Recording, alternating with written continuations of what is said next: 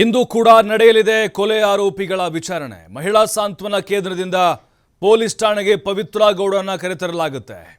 A1 ಆರೋಪಿ ಪವಿತ್ರ ಗೌಡ ಈಗ ಮಹಿಳಾ ಸಾಂತ್ವನ ಕೇಂದ್ರದಲ್ಲಿ ಇದ್ದಾಳೆ. ಆಕೆಯನ್ನ ಠಾಣೆಗೆ ಕರೆದುಕೊಂಡು ಬಂದು ವಿಚಾರಣೆ ನಡೆಸಲಾಗುತ್ತೆ. ಇನ್ನು 5 ದಿನ ಇದೆ ಕಸ್ಟಡಿ.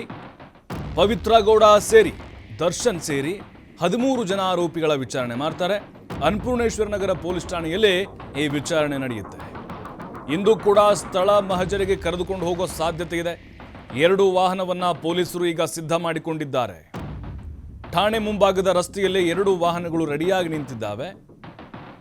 ನೋಡಿ, ನಿನ್ನೆ ಪಟ್ಟಣಗೆರೆಯ ಶೆಡ್ಗೆ ಸ್ಥಳ ಮಹಜರಿಗೆ ಕರೆದುಕೊಂಡು ಹೋಗಲಾಯಿತು. ಇವತ್ತು ಕೂಡ ಸಾಧ್ಯತೆಗಳಿದ್ದಾವೆ.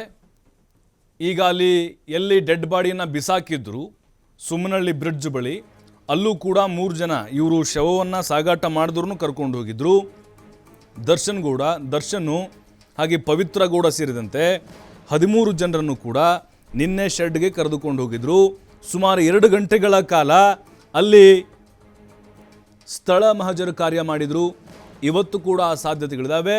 ಸದ್ಯಕ್ಕೆ A1 ಆರೋಪಿ ಪವಿತ್ರ ಗೌಡ ಮಹಿಳಾ ಸಾಂತ್ವನ ಕೇಂದ್ರದಲ್ಲಿದ್ದಾಳೆ.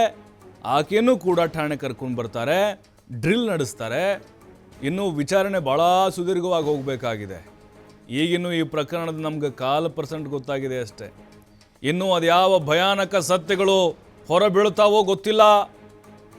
ಯಾಕಂದರೆ ಈ ಪವಿತ್ರ ಗೌಡ ಮಾಡಿದಂತಹ ಪ್ಲ್ಯಾನ್, ಖತರ್ನಾಕ್ ಐಡಿಯಾ ಏನಿತ್ತು, ಇದೆಲ್ಲ ಬಂದಿದೆ ಈಗ ಆಚೆ. ಆಮೇಲೆ ಆ ಶವವನ್ನು ಸಾಗಾಟ ಮಾಡಿದಂಥ ಪ್ಲ್ಯಾನು, ಯಾರನ್ನು ಬಳಸ್ಕೊಂಡ್ರು, ಎಷ್ಟು ಡೀಲ್ ಆಗಿತ್ತು, ಅವನನ್ನು ಹೇಗೆ ಕರೆಸ್ಕೊಂಡ್ರು, ಎಲ್ಲ ಗೊತ್ತಾಯಿತು. ಈಗ ಇನ್ನೂ ಬಾಕಿ ಉಳಿದಿರೋದೇನು ಹಾಗಾದರೆ? ಇವನಿಗೆ ಹೆಂಗೆ ಟಾರ್ಚರ್ ಕೊಟ್ಟರು, ಆ ದೇಹದ ಮೇಲಿನ ಗಾಯಗಳು ಹೇಳ್ತಾ ಇದ್ದಾವೆ. ಆದರೆ ಅವ್ರ ಬಾಯಿಂದ ಬರಬೇಕೀಗ ಬೆಲ್ಟಿಂದ ಯಾರು ಹೊಡೆದ್ರು, ದೊಣ್ಣೆಯಿಂದ ಯಾರು ಹೊಡೆದ್ರು ಅನ್ನೋದು.